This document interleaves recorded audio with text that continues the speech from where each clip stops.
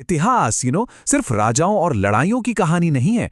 इसमें कुछ ऐसे शहरों का भी जिक्र है जो आज बस कहानियों में जिंदा है। शहर जो वक्त की लहरों में कहीं खो गए, पर उनकी यादें, उनकी बातें आज भी हमारे साथ हैं। तो चलिए आज इन्हीं खोए हुए शहरों के रहस्यों की दुनिया में एक सफर करते हैं।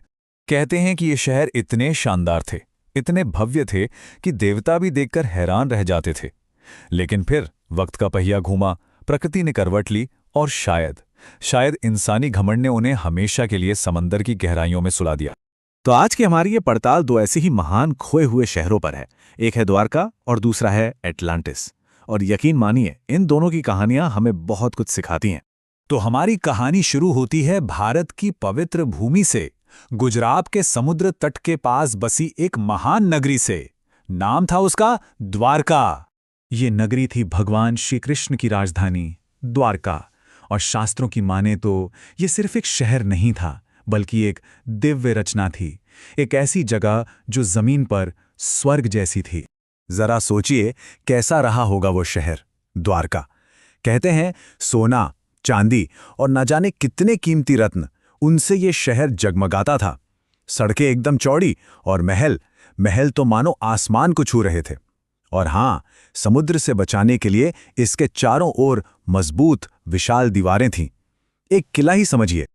पर कहते हैं ना, हर सुनहरी कहानी का एक अंत होता है। माना जाता है कि जब भगवान कृष्ण ने इस धरती से विदा ली, तो समुद्र ने अपनी ही दी हुई जमीन वापस ले ली। लहरें उठीं और वो भव्य नगरी धीरे धीरे पानी में समा गई। लेकिन कहानी यहीं खत्म नहीं होती। सबसे हैरान करने वाली बात तो ये है कि ये सिर्फ एक कहानी नहीं है। आज के आर्कियोलॉजिस्ट्स को गुजरात के तट पर समंदर के नीचे डूबी हुई बहुत सी पुरानी संरचनाएं मिली हैं, जो इस प्राचीन कथा को एक ठोस ऐतिहासिक आधार देती हैं।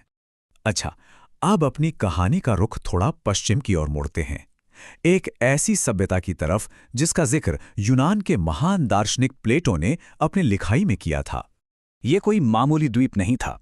प्लेटो के हिसाब से अटलांटिस एक ऐसी एडवांस सिविलाइजेशन थी जो अपने ज्ञान और अपनी शक्ति में सबसे आगे थी।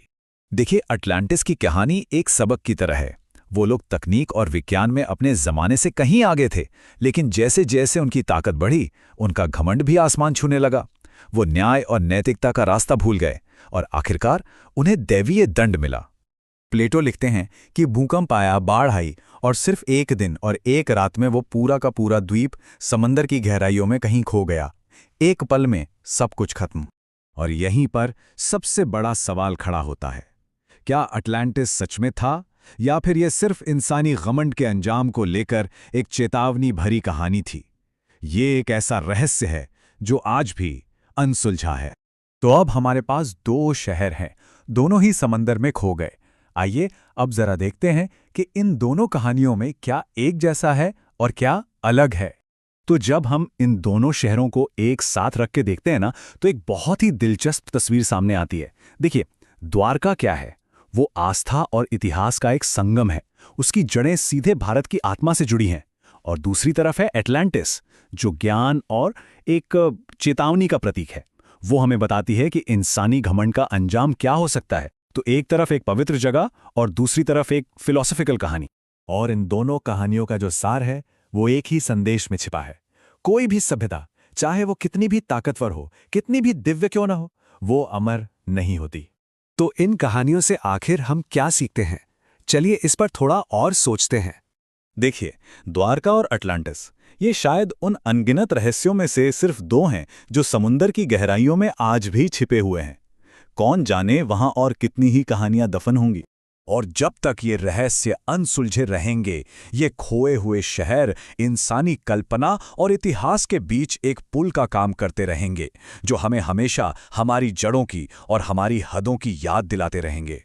तो सवाल बस यही रह जाता है, क्या द्वारका और एटलांटिस कभी अपने सारे राज खोलेंगे, या फिर कुछ कहानियां हमेशा हमेशा के लिए समंदर की गहराइयों में ही दफन रहेंगी? इसका जवाब शायद सिर्फ वक्त के पास है।